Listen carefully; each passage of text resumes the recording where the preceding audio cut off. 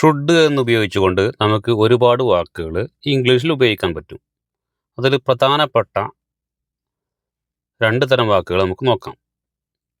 I should go, എനിക്കിപ്പോൾ പോകണം. You should try, നീ അത് ട്രൈ ചെയ്ത് നോക്കണം. You should try the new restaurant, പുതിയ റെസ്റ്റോറൻറ്റിലൊന്ന് ട്രൈ ചെയ്ത് നോക്കണം. അങ്ങനെ ഷുഡ് ഉപയോഗിച്ചുകൊണ്ട് നമുക്ക് ഒരുപാട് വാക്കുകൾ പറയാൻ സാധിക്കും. ദേ ഷുഡ് അണ്ടർസ്റ്റാൻഡ്, അവർ അത് മനസ്സിലാക്കണം. അങ്ങനെ നമുക്ക് ഷുഡ് എന്ന് ഉപയോഗിച്ചുകൊണ്ട് അത് ചെയ്യണം എന്നുള്ള രീതിയിൽ ഒരുപാട് വാക്കുകൾ ഉപയോഗിക്കാൻ പറ്റും. അപ്പോൾ നമ്മുടെ നിത്യജീവിതത്തിൽ നമുക്കറിയുന്ന ഇംഗ്ലീഷ് ഉപയോഗിച്ച് ഷുഡ് എന്ന് വെച്ചുകൊണ്ട് നമ്മൾ ട്രൈ ചെയ്യാം ഒരുപാട് വാക്കുകൾ. ദേ ഷുഡ് കോൾ, അവർ വിളിക്കണം. ദേ ഷുഡ് കോൾ അസ്, അവർ നമ്മ വിളിക്കണം. ദേ ഷുഡ് കോൾ മീ, അവർ എന്നെ വിളിക്കണം. They should take advice from me, അവർ എന്നിൽ നിന്നും ഉപദേശം എടുക്കണം. അങ്ങനെ ഷുഡ് ഉപയോഗിച്ച്.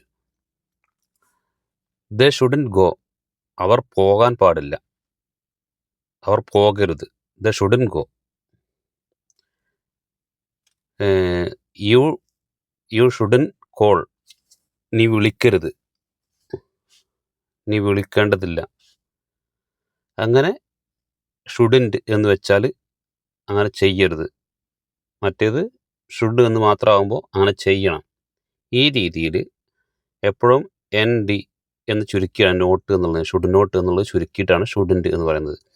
അപ്പോൾ ഇങ്ങനെ നമുക്ക് 2 തരത്തിൽ, അത് ഇല്ല എന്നും പാടില്ല എന്നുള്ള തരത്തിലും ചെയ്യണം എന്നുള്ള തരത്തിലും അങ്ങനെയാണ് വേണ്ടത് എന്നുള്ള തരത്തിൽ നമുക്ക് ഷുഡ് ഉപയോഗിക്കാൻ പറ്റും. ഇനിയും കൂടുതൽ ഷുഡിൻ്റെ ഉപയോഗങ്ങളുണ്ട്, അത് നമുക്ക് മറ്റൊരു സമയത്ത് പഠിക്കാം. അപ്പോൾ ഇത് വെച്ചിട്ട് ഒരുപാട് വാക്കുകൾ നിങ്ങൾ ട്രൈ ചെയ്യുക.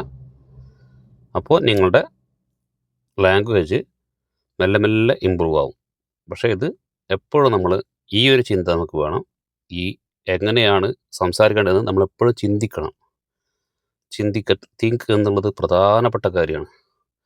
എന്ത് ചാൻസ് കിട്ടുമ്പോൾ അതിനെക്കുറിച്ച് ഇംഗ്ലീഷിൽ ചിന്തിക്കാൻ വേണ്ടി ശ്രമിക്കുക.